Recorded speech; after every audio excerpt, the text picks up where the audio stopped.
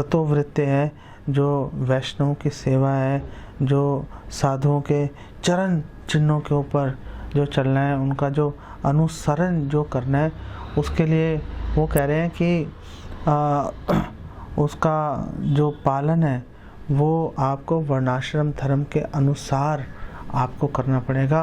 गृहस्थ के लिए इसका अलग मतलब है और एक सन्यासी के लिए इसका अलग मतलब है। और श्रील भक्तिविनोद ठाकुर ने भागवतम के 11वें स्कंद के 18वें अध्याय के 42वें श्लोक का उन्होंने वहाँ पर प्रमाण दिया और उन्होंने बोला कि भिक्षुर धर्म शमो अहिंसा, कि जो भिक्षुर जो सन्यासी है उसका सतोवृत्ति, उसके लिए क्या मतलब है कि शमो, कि समभाव से उसको इक्वामिनिटी, उसको समभाव से सब लोगों को देखना है। और अहिंसा, नॉन वायलेंस, यहाँ पे अहिंसा का मतलब ये है कि एक जो सन्यासी है वो कृष्ण भक्ति के अलावा अपने मुंह से कोई और बात निकालेगा ही नहीं। वो एक्सक्लूसिवली पूरी तरह से वो केवल और केवल कृष्ण एक शरणम, वो खुद तो कृष्ण एक शरणम है ही और दूसरों को भी वो कृष्ण की केवला भक्ति की ओर ले जाने की वो कोशिश में लगेगा जो सन्यासी है। तो एक सन्यासी का जो सतोवृत्ति का मतलब ये है कि जो सन्यासी है वो समभाव से लोगों को देखेगा, किसी से बैर नहीं करेगा। वो ऐसा नहीं कि किसी से प्रेम है, किसी से शत्रुता, लेकिन समभाव का यह मतलब नहीं है कि आप वैष्णव के पास जाओ, गाली गलौज करो, थप्पड़ मारो उसको, वो फिर भी आपको गले लगाता रहेगा। वो जो वैष्णव है उसके, उसी वैष्णव के, उसी साधक के, उसी व्यक्ति के फायदे के लिए उसकी उपेक्षा कर देते हैं। कई बार उससे दूरी बना के चलते हैं कि ये कहीं पर हमारे से मिलेगा तो वैष्णव प्रार्थना करते हैं। तो कई बार कोई भक्त अगर ठीक से व्यवहार नहीं कर रहा होता तो वैष्णव उनसे दूरी बना लेते हैं। इसका मतलब ये नहीं है कि वो उनसे ईर्ष्या करते हैं, घृणा करते हैं, हट बेकार भक्त है। वो दया की दृष्टि से जो है उससे दूरी बना लेते हैं ताकि उसका ज़्यादा उसका नुकसान नहीं हो जाए। पहले ही मन में ईर्ष्या की भावना, और हमारे शास्त्रों में बोला है कि जो ईर्ष्या है वो एक लोहे की गेंद है। और लोहे की गेंद चलो कोई बात नहीं, लेकिन वो कह रहे हैं कि वो एकदम गरम लाल सुर्ख गेंद है और हमने उसको अपनी बगल में हमने उसको दबा के रखा हुआ है। तो अगर हृदय में ईर्ष्या द्वेष आ जाए वैष्णवों के प्रति तो उससे एक भक्त को खुद ही, एक जो जिसके हृदय में ईर्ष्या है वो खुद ही जलता भुनता रहता है, दूसरे को फर्क पड़े ना पड़े पता नहीं चलता। तो समभाव होने का मतलब ये नहीं है कि वो सभी को गले से लगाता रहेगा। समभाव होने का मतलब ये भी है कि यथा योग्य व्यवहार करता है वो। अगर वैष्णव, अगर कोई व्यक्ति उनको लगता है कि वो अप्रिशिएट नहीं कर पा रहा तो उनसे वो एक दूरी बना लेते हैं ताकि वो अपराध नहीं कर पाए। और अहिंसा के बारे में तो हमने बात कर ली। और आगे वो कह रहे हैं कि तपः ईक्षा वनौकसा, और जो वनौकसा मतलब जो वानप्रस्थी हैं, वानप्रस्थियों का उन्होंने बोला कि कर्तव्य है तप करना। तप करना मतलब कम खाना, अल्पाहार करना। तप का मतलब है कि अपनी जो इंद्रियां हैं उनको वो भूखा रख के अपनी इंद्रियों को कमज़ोर कर देते हैं ताकि जो इंद्रियों का जब वेग है, उनका जो वेग है वो धीरे धीरे शिथिल हो जाए और वो आसानी से उसको काबू कर पाए। जब जानवरों को पकड़ा जाता है, जब उनको सिधाया जाता है, तो आपने देखा होगा कि जो जानवर है पहले उनको भूखा रखा जाता है, और जब जानवर भूखे रहते हैं, प्राण निकलने वाले होते हैं, तो जो ट्रेनर है, जो प्रशिक्षक है, वो आता है और उसको कुछ थोड़ा सा खाने के लिए दे देता है। तो इंद्रियों को तो तप का मतलब ये नहीं है कि इंद्रियों को भूखा ही मार दो। तप का मतलब है अल्पाहार करते रहो, धीरे धीरे इंद्रियों को जो है। और अल्पाहार केवल ये नहीं कि उदर के लिए अल्पाहार मतलब आँखों के लिए भी अल्पाहार, अल्पाहार का मतलब है कानों के लिए भी अल्पाहार, जीवा के लिए भी अल्पाहार। जितनी भी हमारी इंद्रियां, मन है, ये छहों के लिए कुछ भोजन दो और भूखा रखो, कुछ भोजन दो भूखा रखो। जैसे एक जानवर को, एक पशु को सिधाया जाता है, ऐसे करेंगे तो जो इंद्रियां वो वश में आ जाती हैं, मन वश में आ जाता है। तो उन्होंने बोला कि जो एक वानप्रस्थी है उसका कर्तव्य है कि वो तप करे। और ईक्षा का मतलब है कि जो वानप्रस्थी है जिसने ग्रह त्याग कर दिया है, वो जो वानप्रस्थी है उसका कर्तव्य है कि वो इस बारे में विज्ञान, ये अनुभव जो है प्राप्त करे कि वो शरीर नहीं आत्मा है। तो तपस्या से ये जो उसका उद्देश्य है, पर्पस है, वो भी हल हो जाता है। अब तपस्या करेगा तो मैं शरीर हूँ, इससे जो आसक्ति धीरे धीरे घट जाती है और व्यक्ति अपने आप को शरीर से अलग होकर देखना शुरू कर देता है। आगे वो बता रहे हैं कि जो गृहस्थ व्यक्ति है उसका क्या उसका सतोवृत्ति उसके लिए क्या है। और वो बोल रहे हैं कि ग्रहिणो भूत रक्ष इज्या, और जो घर में रह रहा है, जो गृहस्थ व्यक्ति है, उसका कर्तव्य है कि जो बाकी के 3 जो आश्रम हैं, जो सन्यासी हैं, वानप्रस्थी हैं और जो ब्रह्मचारी हैं, उनकी रक्षा करे। रक्षा का मतलब उनको दान दे। जो लोग पैसा कमा रहे हैं, अगर वो दान नहीं दे रहे तो समझो प्रॉब्लम है। और दान देने का सबसे बेस्ट तरीका है कि आप एक फिक्स्ड अमाउंट, आप ये सोच के चलो कि कम से कम इतना तो मैं हर महीने दान दूंगा ही दूंगा। ऐसा नहीं सोचना चाहिए कि चलो ज़रूरत पड़ने पर दान दे देंगे। आप की जो त्याग की भावना वो तभी सुदृढ़ होगी जब आपको पता होगा कि हाँ, मैं पूरा महीना कार्य करके जो मेरे को धन प्राप्त होगा वो मुझे इतना पोर्शन उसमें से दान देना ही है। तो उससे एक विरक्ति की भावना उससे मन में आ जाती है। नहीं तो अवसर की तलाश में रहेंगे, और कई बार अवसर आता है, कई बार नहीं आता। कई बार अवसर आने पर आप उपलब्ध नहीं हो, आपके पास साधन उपलब्ध नहीं है, तो अड़चनें आ जाती हैं। अगर हर महीने आप एक फिक्स्ड अमाउंट अगर आप देते रहोगे, श्रील प्रभुपाद ने बोला था 50% दे दो।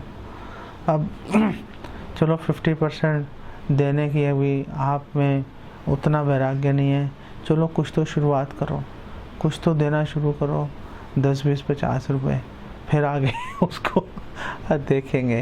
अगर किसी की क्षमता, ऐसा नहीं है कि कल आप सब 10 रुपये लेके मेरे घर आ जाना। तो जो भी जिसकी जितनी क्षमता है उसके अनुसार दान देना चाहिए और धीरे धीरे उसको बढ़ाना चाहिए। उससे आप देखना, आपके जैसे मल त्याग से, मल सुबह त्यागने के बाद एकदम मन कंफर्टेबल हो जाता है, निर्मल हो जाता है, शरीर हल्कापन महसूस करते हैं। वैसे ही आप अगर दान देंगे, जो मौत की घंटी है, अगर दान दोगे आप, तो आपको हल्कापन महसूस होगा। लेकिन वो करने से होगा, पता नहीं होगा नहीं होगा ऐसे मत सोचो। हमारे शास्त्रों में अगर बोला है उसके पीछे कोई लॉजिक है, कुछ रीज़न है, लोगों ने अनुभव करके ये चीज़ों को बोला हुआ है। और उन्होंने बोला है यहाँ पर इस श्लोक में बोला है कि जो गृहिणों, जो गृहस्थ है, भूत रक्षा, कि उनको जो बाकी के जो 3 आश्रम है उनकी रक्षा करनी चाहिए, उनका पालन पोषण करना चाहिए। और इज्जा का मतलब है उनको पूजा पाठ, यज्ञ आदि उनको करते रहना चाहिए। तो ये जो गृहस्थ है उनका कर्तव्य है। और फिर जो ब्रह्मचारी है, ब्रह्मचारी के बारे में इस श्लोक में बताया है कि जो द्विजस्य आचार्य सेवनम, कि द्विजस्य जो ब्रह्मचारी है उसको विनीत भाव से, जो शमित पाणी श्रोत्रियम, शमित पाणी का मतलब बहुत ही विनीत भाव से हमेशा सेवा के लिए तैयार हैं, सेवा के लिए तैयार रहने के भाव से उनको हमेशा आचार्य की, गुरु की, वरिष्ठ वैष्णव की सेवा में उनको संलग्न रहना चाहिए। तो ये आश्रम के दृष्टिकोण से है। और वर्ण के दृष्टिकोण से अगर हम देखें तो भगवान कृष्ण भगवद गीता में बता रहे हैं कि जो ब्राह्मण है उसके 6 कार्य हैं, यजन याजन पठन पाठन दान प्रतिग्रह, कि उसको यजन याजन यज्ञ करना चाहिए, यज्ञ करवाना चाहिए, याजन यज्ञ करवाना चाहिए, पठन उसको शास्त्रों को पढ़ना चाहिए, पाठन शास्त्रों को पढ़ाना चाहिए, दूसरों को नॉलेज देनी चाहिए, उनको इंस्ट्रक्शंस पास करने चाहिए, और दान प्रतिग्रह उनको दान स्वीकार करना चाहिए, प्रतिग्रह दान उनको देना भी चाहिए। ये 6 कार्यों में एक जो ब्राह्मण है उसको संलग्न रहना चाहिए। और जो क्षत्रिय हैं, क्षत्रियों का कर्तव्य है कि जो प्रजा है, जो सिटीजन्स हैं, उनकी रक्षा करें। और आधुनिक परिवेश में बात करें तो अच्छी तरह से चीज़ों की मैनेजमेंट करें, ताकि जो ब्राह्मण हैं, जो आपके वैश्य शूद्र इत्यादि हैं, उनको भगवान की भक्ति में लगने का उनको अच्छे से अवसर प्राप्त हो जाए। पैसे से हर काम नहीं होता, कई बार पैसा सामने पड़ा होता है, क्योंकि अगर प्रॉपर मैनेजमेंट नहीं है धरा का धरा रह जाता है, वेस्ट हो जाता है पैसा। कई बार पैसा नहीं भी होता ज़्यादा, लेकिन मैनेजमेंट बहुत अच्छी होती है तो भी मुश्किल से मुश्किल काम भी आसान हो जाता है। तो क्षत्रियों का कार्य भी बड़ा महत्वपूर्ण है। जितने भी टेंपल प्रेसिडेंट्स हैं बेसिकली ये क्षत्रिय स्वभाव के होने चाहिए। एक क्षत्रिय स्वभाव का मतलब है कि उनके मैनेजमेंट में रुचि है, सब लोगों को वो सेवा करने के अवसर उपलब्ध करा रहे हैं, सबकी रक्षा कर रहे हैं, सबका ध्यान रख रहे हैं। लेकिन निर्ममो भवति, निर्मम भाव से, ममत्व की भावना से, स्वामित्व की भावना से रहित होकर ये कार्य करना चाहिए। आमतौर पे हम देखते हैं कि जिस भक्त के पास में ये मैनेजमेंट की बड़ी मुश्किल सर्विस होती है, वो कहीं ना कहीं राग द्वेष के अंदर फंसी जाता है वो, और राग द्वेष के चलते वो किसी न किसी वैष्णव की उपेक्षा कर देता है, किसी वैष्णव के प्रति अपराध करता रहता है। हालांकि प्रभुपाद सर्विस क्योंकि डिफ़िकल्ट है और प्रभुपाद प्रोटेक्ट करते हैं, लेकिन फिर भी ज़बरदस्ती मतलब किसी का अपराध, किसी के प्रति अपराध करने से बचना चाहिए। उसके लिए ट्रेनिंग की बड़ी आवश्यकता होती है। और जो क्षत्रिय है उसको हमेशा एक ब्राह्मण के अनुगत रहना चाहिए। जो आमतौर पे अगर वो टेंपल प्रेसिडेंट समझे कि अब तो मैं सर्वे सर्वा हो गया, तो वो बात नहीं चलती। एक जो क्षत्रिय टेंपल प्रेसिडेंट हैं उनको जो ब्राह्मण वृत्ति के लोग हैं, जो शास्त्रों के जिन्होंने अध्ययन किया है, उसका सार को समझा है और उनको अनुभव किया है, रियलाइजेशन है उनके पास में, जो टेंपल प्रेसिडेंट उनका कर्तव्य है कि उनको ऐसे ब्राह्मणोचित जो भक्त हैं उनकी हेल्प लेनी चाहिए, उनसे मार्गदर्शन लेना चाहिए। और जो शूद्र हैं, और शूद्र की उन्होंने बात की, भगवान कृष्ण बात कर रहे हैं, जो शूद्र है उसका कर्तव्य है कि सर्विस करना। और भक्तिनोद ठाकुर यहाँ पे क्लैरिफाई कर रहे हैं भक्तालोक में, श्री भक्तालोक में, और भक्तिनोद ठाकुर कह रहे हैं कि जो शूद्र है उसको केवल ब्राह्मणों की सेवा करनी चाहिए। मुख्यतः ब्राह्मणों की सेवा करो, वैष्णवों की सेवा में उसको लगना चाहिए। और फिर भक्तिनोद ठाकुर श्री भक्तालोक में शूद्र से नीचे के जो लोग हैं, जैसे शंकर हो गए, अंत्यज हो गए, उनके विषय में भी बात कर रहे हैं और बोल रहे हैं कि ऐसे लोगों को ट्रेडिशनली जैसे वो उनका पारिवारिक काम धंधा चल रहा है, जैसे कोई कुम्हार है, कोई नाई है, कोई लोहार है, इस टाइप से कोई लोग जो हैं इस प्रवृत्ति में लगे हुए हैं, तो भक्तिनोद ठाकुर का ये सुझाव है कि उन लोगों को उसके अनुसार ही सेवा के अंदर उनको संलग्न रहना चाहिए, जो पीछे से पारिवारिक वो चल रही है। भक्तिनोद ठाकुर इसलिए यहाँ पे कह रहे हैं कि ये जो वर्ण और आश्रम के आधार पर जो सेवा में संलग्न होने सत्ववृत्ति है, लेकिन वो यहाँ पे कुछ महत्वपूर्ण पॉइंट्स यहाँ पर लेके आ रहे हैं और मैं चाहता हूँ कि आप लोग प्लीज़ इसको बहुत ध्यान से सुने। बहुत ही महत्वपूर्ण सूचना है ये। और भक्तिविनोद ठाकुर बात कर रहे हैं और वो श्री चैतन्य महाप्रभु और रामानंद राय के बीच में जो डिस्कशन हुई थी दक्षिण भारत में, उसका उल्लेख कर रहे हैं। और भक्तिविनोद ठाकुर बोल रहे हैं कि जब रामानंद राय ने बोला था कि वर्णाश्रम धर्म का पालन करना ही अच्छी तरह से यही जीवन का लक्ष्य है, न अन्यत तत्तोष कारणम, और इसके अतिरिक्त भगवान को प्रसन्न करने का कोई और अन्य कारण नहीं है। तो चैतन्य महाप्रभु ने बोला था, एहो भाई, ये तो भाई है, कुछ और बताओ तो थोड़ा मन को अच्छा लगेगा। तो इस परिप्रेक्ष्य में भक्तिविनोद ठाकुर बोल रहे हैं कि जो वर्णाश्रम धर्म बाह्य की जब बात कर रहे हैं, तो बाह्य का मतलब वो चैतन्य महाप्रभु उसको रिजेक्ट नहीं कर रहे। बाह्य का मतलब है कि ये साधन है, और इस साधन का जो गोल है, इस साधन का जो लक्ष्य है वर्णाश्रम धर्म का, कि भगवान की सेवा में नियोजित होना है। अगर भगवान की सेवा में नियोजित नहीं हुए और केवल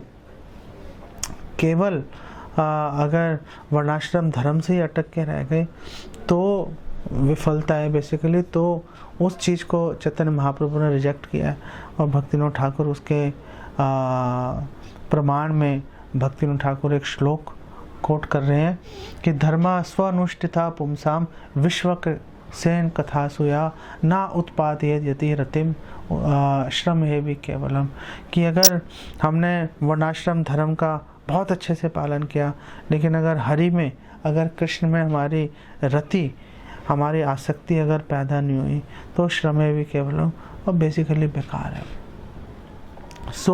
भक्तिविनोद ठाकुर कह रहे हैं कि जो वर्णाश्रम धर्म है, इसका जो फल क्या होगा वर्णाश्रम धर्म का, इसका फल होगा कि जो वर्णाश्रम धर्म का पालन करने वाला है, उसका शरीर और आत्मा प्योरीफाई हो जाएगी, शुद्ध हो जाएगी। जो उसका सूक्ष्म शरीर है और स्थूल शरीर है, वो उसका प्योरीफाई हो जाएगा। लेकिन अगर वो उस प्योरीफाइड स्टेज में अगर उसने भगवान की सेवा उसमें अगर वो नियोजित नहीं हुआ, तो फिर बेसिकली वो श्रम है, वो बेसिकली बेकार है। और भक्तिविनोद ठाकुर रामानंद राय के श्लोक को भी कोट कर रहे थे, विष्णु आराध्यते पंथा न अन्य तत्तोष कारणम, कि वर्णाश्रम धर्म के अतिरिक्त एक जो भौतिकवादी व्यक्ति है, अगर वो वर्णाश्रम धर्म में अगर नहीं लगेगा, तो वर्णाश्रम धर्म के बिना एक भौतिक व्यक्ति कभी भी भगवान की सेवा में नियोजित नहीं हो सकता। इसलिए वर्णाश्रम धर्म को इंस्टीट्यूट करना, वर्णाश्रम धर्म को लगाना बहुत ही महत्वपूर्ण बात है। और यही जो है एक भौतिक व्यक्ति से भक्त के स्तर पे आएगा और फिर आगे भक्ति में आगे प्रगति करेगा।